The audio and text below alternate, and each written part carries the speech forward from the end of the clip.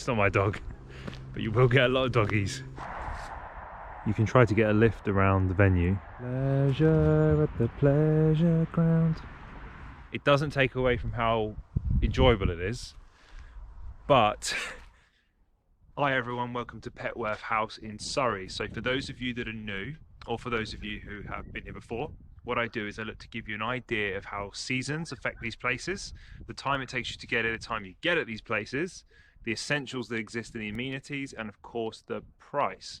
So let's have a look at Petworth House. It's mainly the gardens and the walk and the house itself. Let's have a little look. And there's your cafe inside there. And there's the house.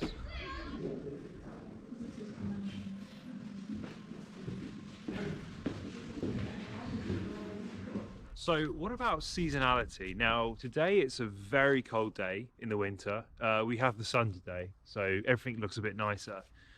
This is somewhere that does suffer from seasonality. What I mean by that is if you're coming here on a wet day, it's very boggy underfoot, and a large part of this is outdoors.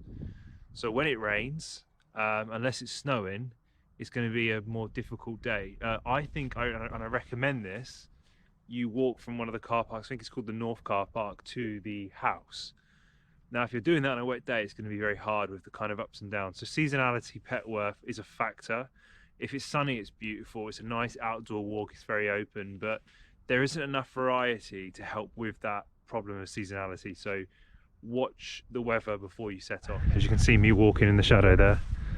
If you love your walking, I think this is a great one. It's a ginormous house in terms of its width, but every time I've been here, there's been large sections that have been cordoned off. The Christmas seasonal, trees and stuff look great, but it does get cordoned off. So what about the time, right? So what about the time you get here? Now, it depends on where you park, first of all. So if you park at the central point where you walk in, you show your National Trust card, I don't think you're going to get a massive amount of time here, as much as you think. So you're probably going to get about an hour and a half to 2.5 hours, depending on how you do the house, the cafe and stuff.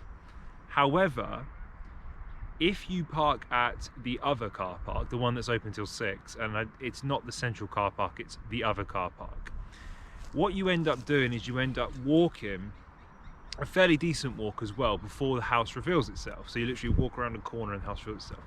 So time wise, you might get an extra half an hour to 45 minutes on there before you actually enter the house. So there's lots of dogs like the one behind me on this walk. It's not my dog, but you will get a lot of doggies. It's a good thing. So you can see how vast the lake is, and you can kind of get some scope and some scale of how big the walk is, I think, but it keeps going and going and going. So be mindful of that. It's quite long. There is really nice wildlife here, because there's a lot of ponds, a lot of lakes and ponds, but then there's also the deer. So today we're not going to probably get footage of the deer. However, as people all around me have been discussing, they've gone to go look for the deer, and most days I'm here I find them. I've covered quite a large part of the walk, and today I haven't found them. It's January, so if you are coming for the deer, it's not guaranteed. But so what about the amenities? Now this one's interesting because I don't think there's much here in terms of variation or variety, sorry. So you have the house, which is fantastic, and you probably get about half an hour in the house. You have a big walk here, which is a walk, an open field. It's a great walk, and you'll probably get 40 minutes minimum around this if you properly do it. If you do the whole thing, you'll get over an hour probably. Then you have the pleasure gardens at the front, and that's it. So if you're being fairly transparent, it's mainly a walk with the house. There is, your second-hand bookstore and your cafe, but they all tend to have that unless they're just a field. So I think for variety, it's somewhat limited. This is going to sound like a bit of a joke. It's not. It's not. Watch out for the deer drop-ins. It is everywhere.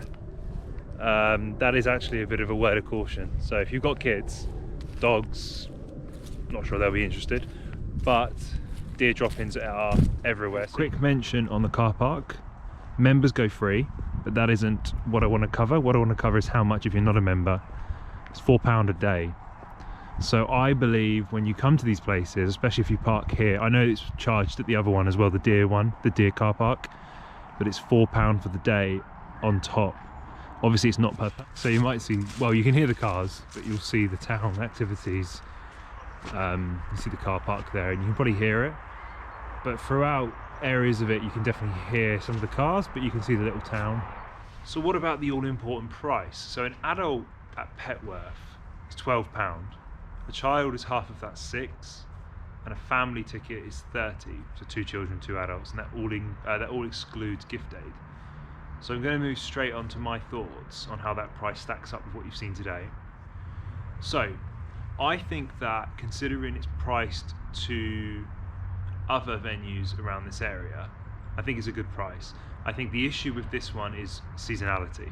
I think time and amenities is something that others haven't got, like Winkworth hasn't got that down the road. But I think it's a good price. For a family, you can probably get quite a lot out of the house and enjoy the day.